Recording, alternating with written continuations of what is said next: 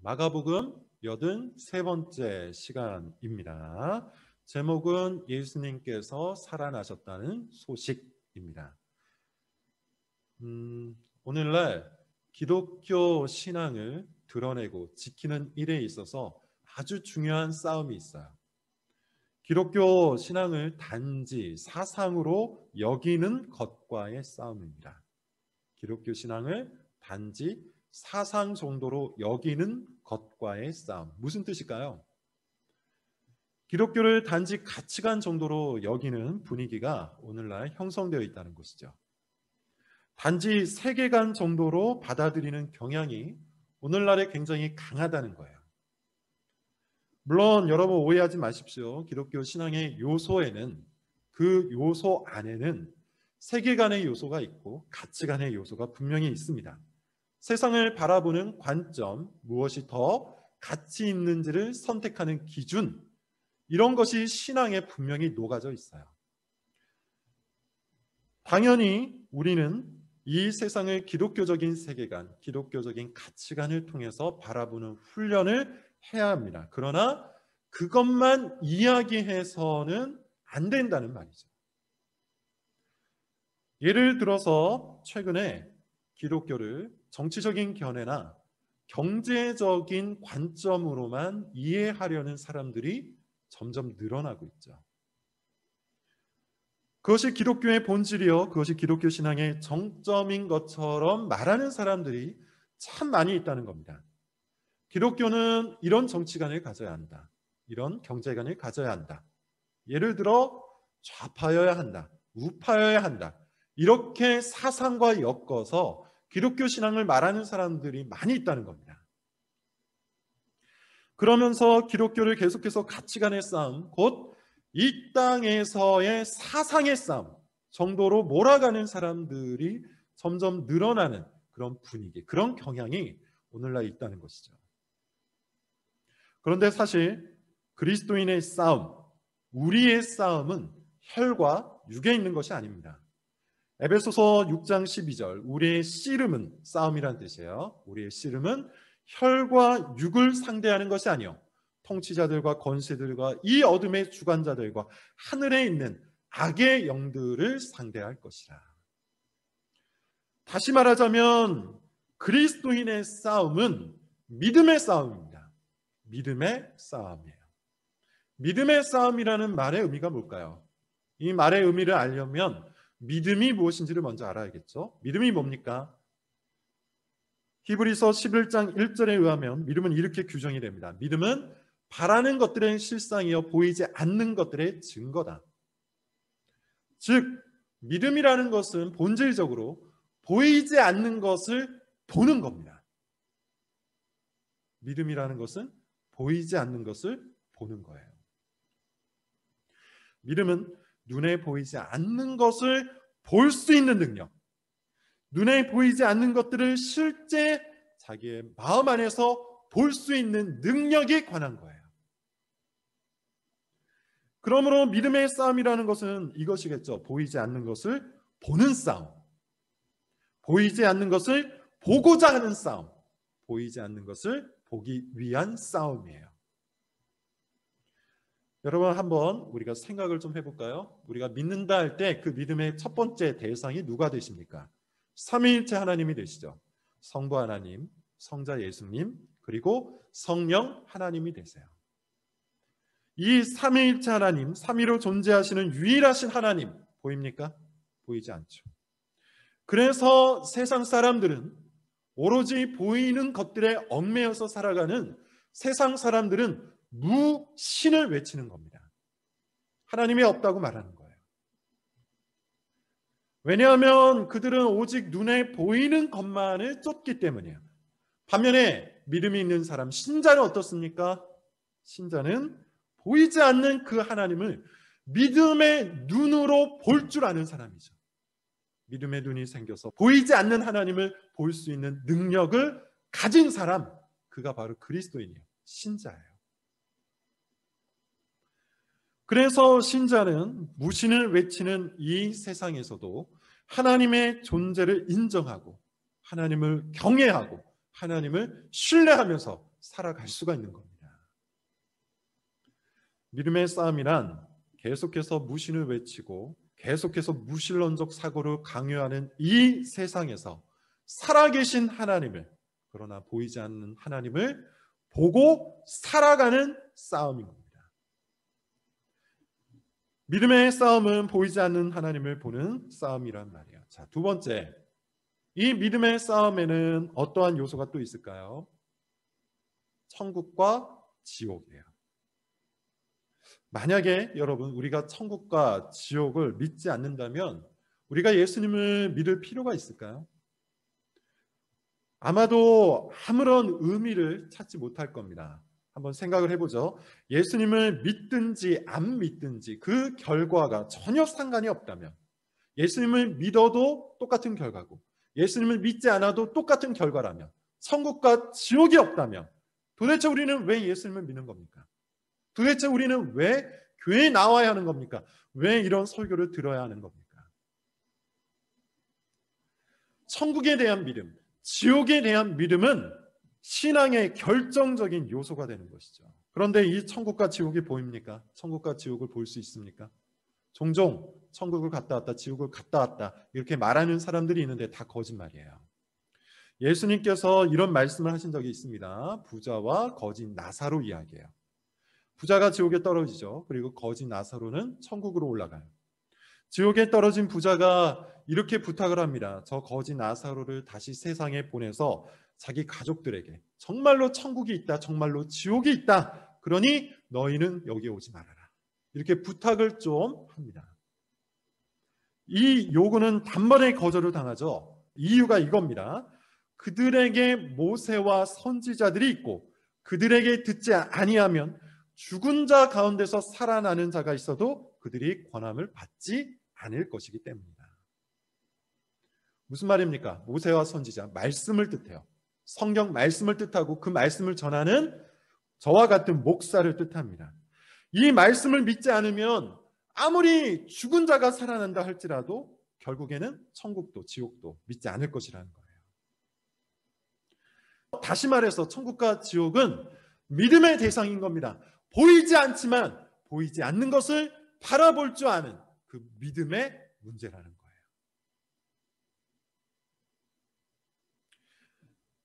세상 사람들은 어떻습니까? 이 보이지 않는 천국과 지옥을 믿지 않죠. 그래서 예수님을 믿으라는 이 요구에도, 이 요청에도 반응을 하지 않습니다. 콧방귀를 낍니다.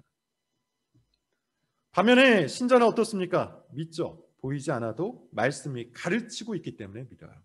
이것이 바로 보이지 않는 것을 보는 믿음의 싸움이에요. 자, 세 번째, 우리 믿음의 대상 중에 굉장히 중요한 것이 있는데 의외로 많은 교인들이 신경도 쓰지 않는 것이 있습니다. 관심도 두지 않는 것이 있어요. 사실 오늘 설교는 이 이야기를 하기 위한 겁니다. 부활에 관한 것이죠. 성경이 명백히 가르치고 있는 교리임에도 불구하고 많은 사람들이 죽은 자의 부활에 관해서 관심을 두지 않는다는 말이에요. 죽은 자의 부활, 이것은 상징적인 교리가 아닙니다. 죽은 자가 자기 마음속에서 살아난다든지 죽은 자의 사상이 어떤 사람들의 어떤 시대 속에 심어져 있다든지 이런 뜻이 아닙니다. 오늘 본문이 가르치고 성경 전체가 가르치는 죽은 자의 부활은 문자 그대로의 죽은 자의 부활을 뜻해요. 마치 지금 우리가 이 몸, 살아있는 이 육체를 갖고 살아가듯이 죽은 자가 그렇게 살아나게 된다는 뜻입니다. 여러분 한번 생각을 해보죠. 그런 경우가 있습니까? 그런 경우를 실제로 봤습니까? 죽은 자가 다시 살아나는 그런 경우, 우리가 그것을 실제로 본 적이 있나요? 아무도 없습니다. 태초부터 지금까지 죽은 자는 항상 죽음 그 가운데 놓여져 있죠. 죽음 속에서 사라집니다. 그것이 우리가 눈으로 볼 수 있는 현상이에요. 따라서 불신자들은, 자기 눈에 보이는 것만을 믿고 살아가는 불신자들은 죽음이라는 이 명백한 사실 앞에서 오직 그것만을 받아들이죠. 부활을 믿지 않는다는 말이에요.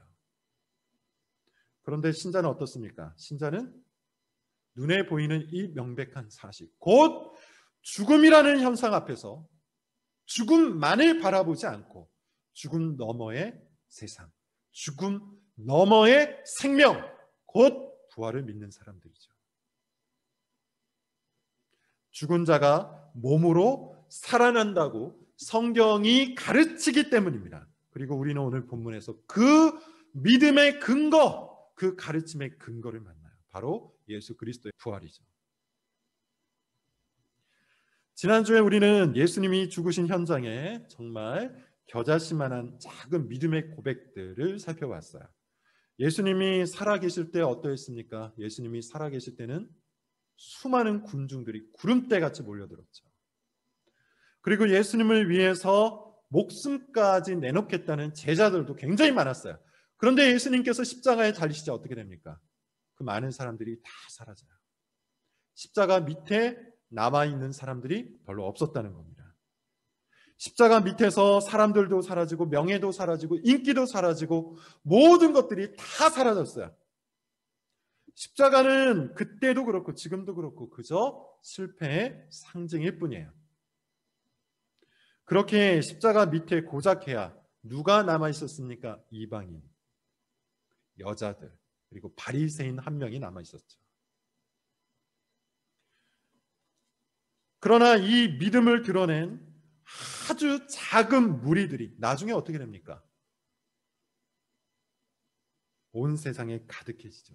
십자가 밑에서 안식을 누리는 수많은 사람들이 지난 기독교 역사 2000년 동안 온 세상에 가득해졌다는 거예요.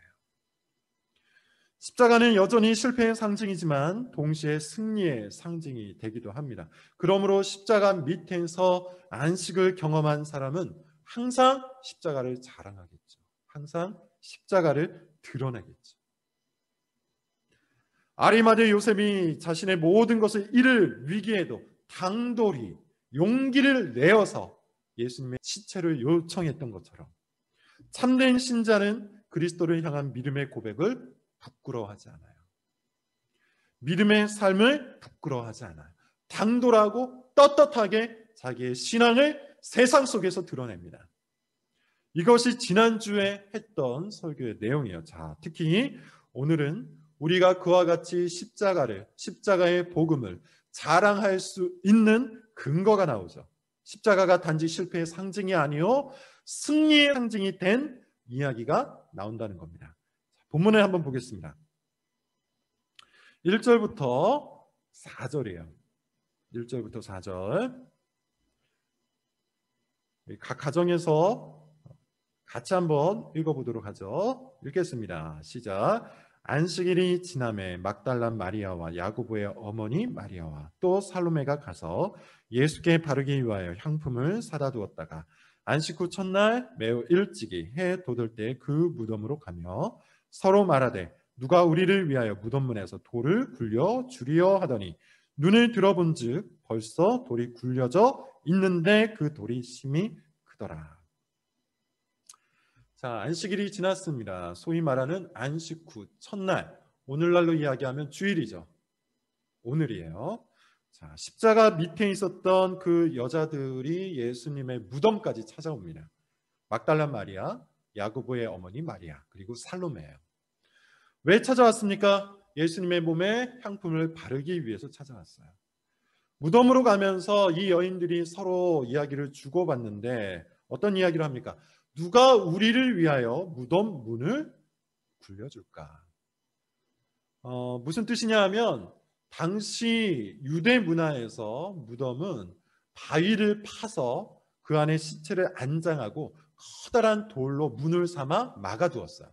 특별히 지금 이 무덤은 누구의 것일까요? 아리마대 요셉의 것이에요. 아리마대 요셉은 돈이 많았기 때문에 그 무덤도 굉장히 컸을 걸로 예상이 됩니다. 무덤이 크다는 말은 그 무덤을 막고 있는 이 돌문도 굉장히 컸다는 뜻이 되겠죠. 그러니 여자 3명이서 이것을 옮기기가 쉽지 않았을 거예요. 걱정을 한 겁니다. 그런데 4절을 여러분 한번 보세요. 4절을 봤더니 그 커다란 돌이 어떻게 되어 있어요? 굴려져 있어요. 뭔가 심상치 않은 일이 벌어진 것이죠. 어쩌면 이 여자들은 무덤 도굴꾼들이 무덤을 파헤쳤을 것이라고 생각했을지도 모릅니다. 당시에는 부자들의 무덤을 도굴 해서 그 안에 있는 귀중품을 훔치는 일들이 종종 있었기 때문이죠. 자, 아무튼 여자들이 무덤으로 뛰어들어가요. 그리고 더 놀랄 만한 장면을 봅니다. 5절부터 7절. 가정에서도 함께 한번 읽어보겠습니다. 5절부터 7절 시작. 무덤에 들어가서 흰 옷을 입은 한 청년이 우편에 앉은 것을 보고 놀라매 청년이 이르되 놀라지 말라. 너희가 십자가에 못 박히신 나사렛 예수를 찾는구나. 그가 살아나셨고 여기 계시지 아니하니라. 보라, 그를 두었던 곳이니라. 가서 그의 제자들과 베드로에게 이르기를 예수께서 너희보다 먼저 갈릴리로 가시나니 전에 너희에게 말씀하신 대로 너희가 거기서 배우리라 하라 하는지라. 자, 다시 저를 한번 보세요. 흰 옷을 입은 청년이 그 무덤에 앉아 있다고 해요. 이 청년은 다른 성경 누가복음을 보면 천사예요. 그가 말하기를 십자가에 못 박히신 나사렛 예수가 살아나셨고 여기 계시지 않는다 이렇게 합니다. 그리고 제자들에게 가서 전에 말씀하신 대로 갈릴리에서 너희가 그를 볼 수 있을 것이다. 이 말을 전하라고 하죠.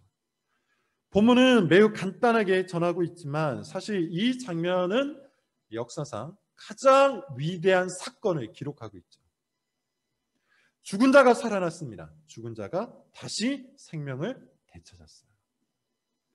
절대로 일어날 수 없는 일이, 역사상 일어날 수 없었던 그 일이 일어난 거예요.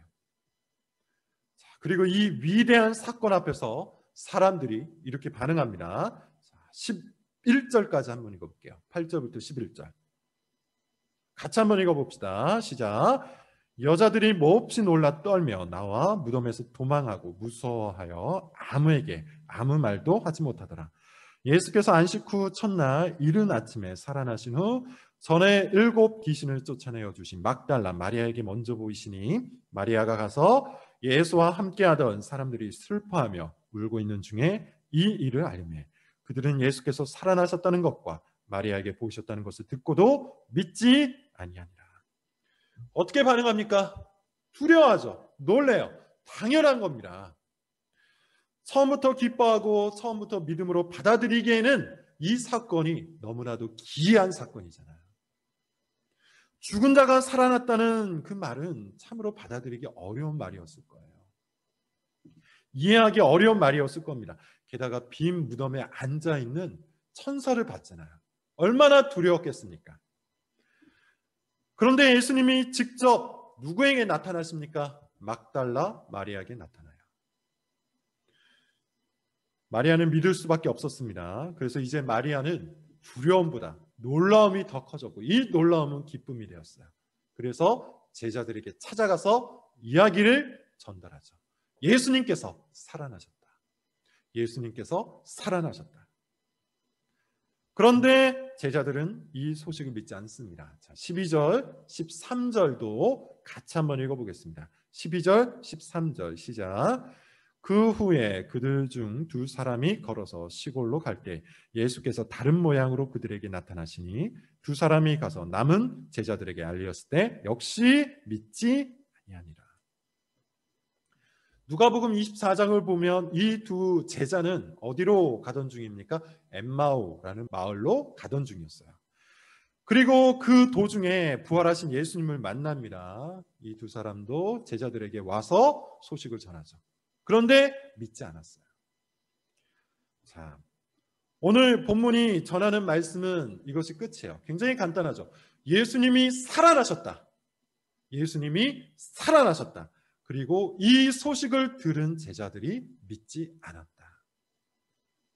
그런데 여러분 어떻습니까? 우리는 알고 있죠. 결국 제자들은 이 소식을 믿어요. 이 소식을 믿고 온 세상에 예수님이 살아나셨다는 이야기를 전합니다. 초대교회를 형성하게 된 가장 강력한 계기가 바로 예수님이 부활하셨다는 소식이에요. 죽은 자 가운데서 예수님이 살아나셨다는 이 소식으로 수많은 사람들이 교회 가운데 몰려들었다는 거예요. 죽은 자가 살아났다는 소식, 그것이 바로 교회를 일으킨 가장 본질적인 소식이었다는 말이에요. 기독교가 시작된 이래로 부활은 처음부터 믿음의 대상이었습니다. 그래서 사도신경을 보면 어떤 말이 나옵니까? 몸이 다시 사는 것과 영원히 다시 사는 것을 믿습니다. 이런 말이 나오죠.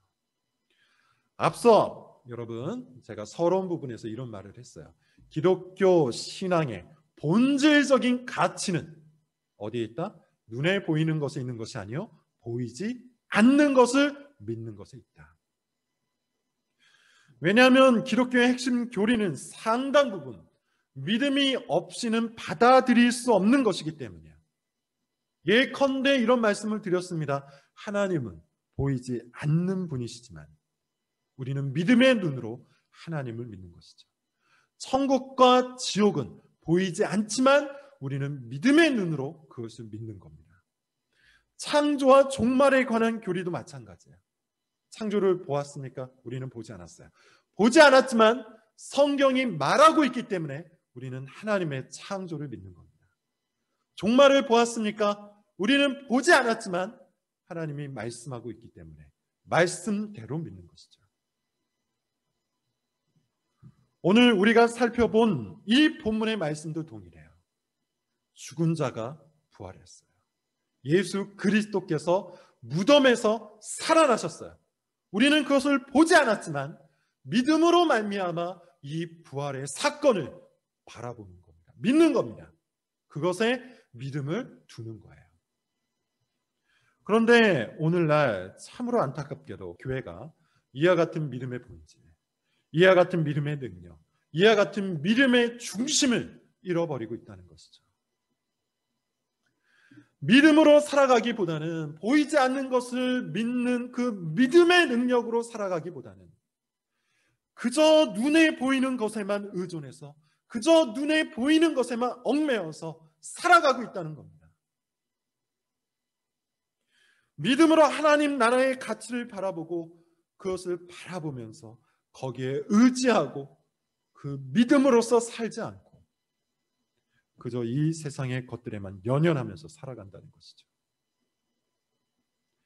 이것이 진보주의, 이것이 자유주의 신학을 받아들인 교회에서 먼저 시작되었어요. 진보주의, 자유주의는 성경의 말씀보다 합리적인 이성, 곧 자기 눈으로 확인할 수 있는 것들만 중요하게 여기고 받아들이면서 살아가는 신앙을 의미해요.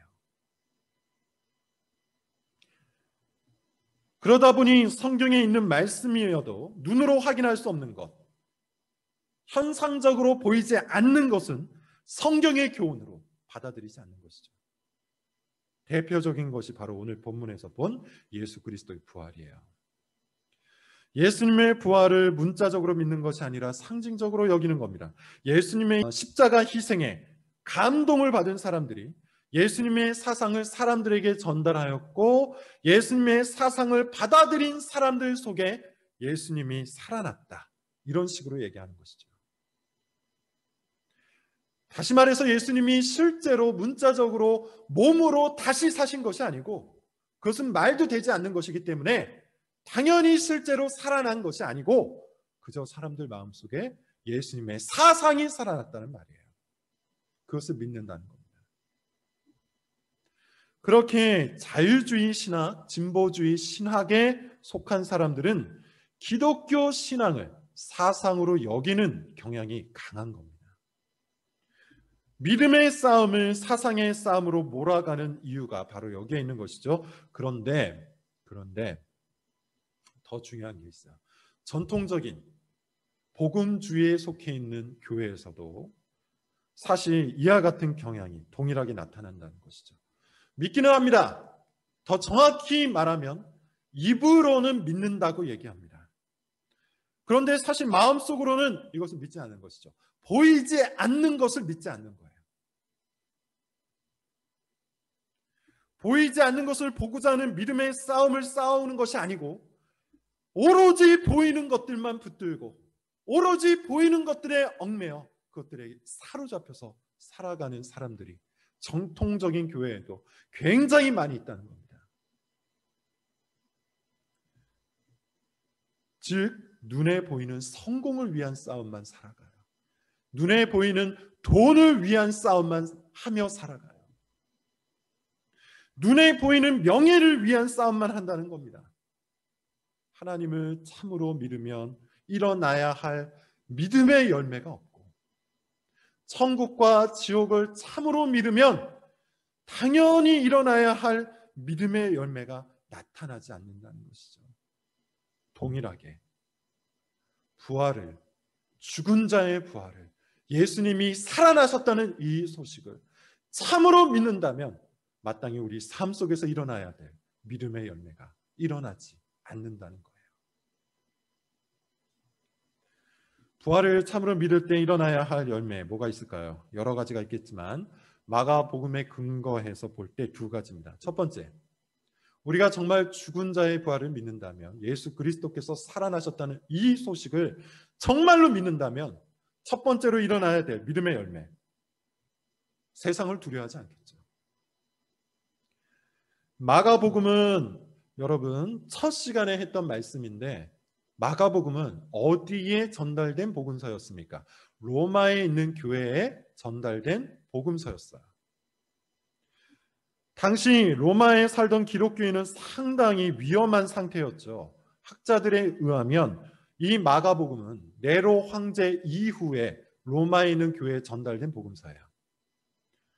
다시 말하면 극렬한 핍박 속에서 살던 기독교인들에게 전달되었다는 뜻입니다.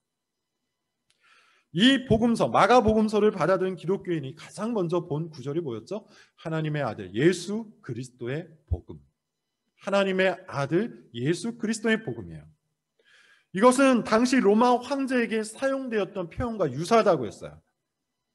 다시 말해서 진정한 하나님의 아들, 진정한 이 세상의 왕, 진정한 복음이 되시는 예수 그리스도에 관한 이야기, 그게 바로 마가복음이에요. 그리고 그 이야기의 마지막이 뭡니까? 바로 예수 그리스도께서 죽음에서 살아나셨다는 소식인 겁니다. 죽음의 위협, 죽음의 협박을 받고 있었던 로마의 성도들이 이 이야기를 듣고 다시 용기를 내죠. 네로 황제를 두려워하지 않게 되죠. 로마라는 거대한 제국을 두려워하지 않게 된 겁니다. 보이지 않지만, 보이지 않음에도 불구하고 실제로 있었던 그 사실을 믿음의 눈으로 보았기 때문에 믿음의 능력이 마가복음을 받아든 로마의 성도들 가운데 살아났다는 겁니다. 로마의 성도들은 더 이상 세상을 두려워하지 않았어요. 그렇다면 여러분, 우리는 어떻습니까? 우리도 정말 이와 같은 믿음이 있습니까? 정말로 죽은 자의 부활을 믿습니까? 예수님께서 죽은 자 가운데서 살아나셨다는 이 소식을 마음을 다해서 믿습니까? 그렇다면 우리 안에 생겨야 할 열매가 있어요. 이 세상을 향한 담대한 용기입니다. 지난주에도 말씀을 드렸지만 이 세상의 거대한 구조 앞에서, 이 사회의 구조 앞에서 기독교 신앙이 매우 미미하다고 생각하는 사람도 분명히 있을 겁니다. 기독교 신앙이 실질적인 유익이 없다. 기독교 신앙이 이 사회와 이 세상을 살아가는데 별반 도움이 되지 않는다. 이렇게 생각하는 교인도 분명히 있을 거예요. 이렇게 생각하는 사람은 사실 세상을 두려워하고 있는 것이죠. 로마를 두려워하고 있는 것이죠. 네로 황제를 두려워하고 있는 것이죠. 이 세상의 왕이 그리스도가 아니라 이 세상 자체라고 믿고 있는 겁니다. 그 사람은 당연하게도 이 세상의 왕인 세상에 순종하면서 살아가고 있을 거예요. 세상을 왕처럼 두려워하기 때문이에요. 그러나 죽은 자의 부활을 믿는 사람은 더 이상 세상을 두려워하지 않습니다. 이 세상의 진정한 왕은 죽음 앞에서 아무런 힘도 발휘하지 못하는 그 무언가가 아니기 때문이죠. 죽음 앞에서 아무런 힘도 발휘하지 못하는 돈도 아니고 명예도 아니고 성공도 아니고, 이 세상의 진정한 왕은 죽음도 이기신 우리 주 예수 그리스도라는 사실을 믿기 때문에 그것을 믿는 사람은 세상을 두려워하지 않는 거예요. 우리는 그리스도 안에서 부활의 첫 열매가 되신 그리스도 안에서 생명을 얻은 자입니다. 세상을 두려워하지 마십시오. 두 번째, 부활을 참으로 믿을 때 일어나야 할 열매, 이겁니다. 새 속에 물들지 않는 거예요. 새 속에 물들지 않는다. 그런데 이 표현은 균형감이 필요한 말입니다. 새 속에 물들지 않는다는 이 말은 세상에서 완전히 등을 돌리고 세상에 대해서 바보처럼 살아가도 된다, 이런 뜻이 아니에요. 어떤 사람은 이 말을 가져다가 그리스도인은 돈에 대해서 아무런 신경도 쓰지 않고 문화에 대해서도 관심을 두지 말고 정치에 대해서도 전혀 상관하지 않고 살아야 한다, 이렇게 말하기도 하는데 그런 뜻이 아닙니다. 이 말, 새 속에 물들지 말아야 한다는 이 말은 그것보다 더 위에 있는 가치를 바라보고 살라는 뜻이에요.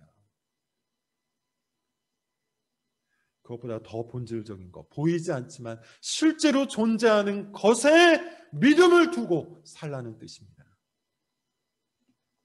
돈, 중요하죠. 그래서 우리는 돈에 대해서 공부해야 합니다. 돈을 버는 방법, 돈을 쓰는 방법, 성경적으로 공부해야 돼요. 돈이 중요하다는 것을 바르게 잘 알아야 한다는 겁니다. 그런데 돈에 사로잡히지 않고 살려면, 돈이라는 세속적인 가치에 얽매여서 살지 않으려면 돈보다 더 본질적인 것, 돈보다 더 위에 있는 그 가치를 바라볼 수 있는 무엇이 필요하다? 믿음이 필요하다는 겁니다. 그게 뭡니까? 부활의 가치예요. 오늘 본문을 통해서 우리가 바라볼 수 있는 것은 그 부활의 가치를 믿고 살아가야 한다는 거예요. 이 세상은 지나가는 겁니다. 모든 사람이 죽죠. 이 세상에 존재했던 모든 사람들이 죽었던 것처럼 우리도 죽을 거예요. 그리고 이 세상 그 자체도 언젠가는 죽을 겁니다. 고린도전서 7장에서 바울이 말했던 것처럼 이 세상의 외형은 지나가는 거예요. 돈도 마찬가지입니다. 지금 이곳에서 돈은 중요하지만 그것보다 더 중요하고 그것보다 더 본질적이고 그것보다 더 영원한 것이 있다는 말입니다. 다시 말해서 모든 세속적인 탐욕 뒤에는 뭐가 있는 걸까요? 부활을 믿지 않는 불신이 깔려 있는 거예요. 만약에 정말로 이 세상이 전부라면 여러분 한번 생각을 해보세요. 만약에 정말로 부활도 없고 이 세상 다음의 세상도 없고 천국도 없고 지옥도 없다면, 이 세상이 전부라면 우리는 사실 자기 마음대로 살면 됩니다. 탐욕이 일어나는 대로 그 탐욕을 다 채우면서 살면 됩니다. 그것이 합리적인 거예요. 눈에 보이는 것들만 쫓아가면서 살면 되는 거예요. 실제로 불신자들이 그렇게 살아가죠. 불신자가 생각하는 방식을 한번 보세요. 그들의 대화의 내용을 보세요. 그들은 이 땅이 전부예요. 그래서 오로지 이 땅에서 잘 먹고 잘 사는 것만 생각을 합니다. 그것에만 관심이 있어요. 오로지 이 땅에서 성공하고 이 땅에서 명예를 얻고 이 땅에서 돈을 버는 것에만 관심이 있죠. 그것이 눈에 보이는 것이기 때문이에요. 그들은 눈에 보이지 않는 것, 부활, 죽음 다음의 생명에 대해 아무런 관심이 없어요. 그런데 제가 오늘 설교에서 말씀드리고자 하는 것이 무엇입니까? 안타깝게도 교회를 다니는 사람들도 그런 생각을 갖고 그런 대화를 하며 그런 가치관으로 산다는 겁니다. 부활의 교리는 믿는다 말합니다. 그런데 삶으로는 불신자를 따라가요. 불신자가 생각하는 것처럼 생각합니다. 불신자가 생각하는 것처럼 눈에 보이는 것들만 놓고 생각합니다. 불신자가 말하는 것처럼 말합니다. 이 세상이 전부라고 생각하기 때문이에요. 그러나 정말로 우리가 죽은 자의 부활을 믿는다면, 예수님께서 살아나셨다는 그 소식을 정말로 마음을 다해서 믿는다면, 그래서 이 땅이 전부가 아니라 새로운 세상이 오고 있다는 사실을 믿는다면 우리는 그렇게 살 수 없어요. 보이는 것 뒤에 보이지 않는 것이 있다는 것을 믿고 본질적인 것 밑에 우리의 마음을 놓고 살 수밖에 없다는 것이죠. 예수님이 살아나셨습니다. 예수 그리스도께서 십자가에서 죽으시고 무덤에서 살아나셨습니다. 이 소식이 교회를 만들었어요. 이 소식이 하나님 나라를 불러와요. 그렇다면 여러분, 오늘날 이 소식이 우리 귀에 들려올 때 우리가 어떻게 반응해야 합니까? 이 소식이 정말로 믿음의 대상이 됩니까? 보이지 않는다고 무시하고 외면하고 거부하고 관심 두지 않고 그렇게 살아가고 있습니까?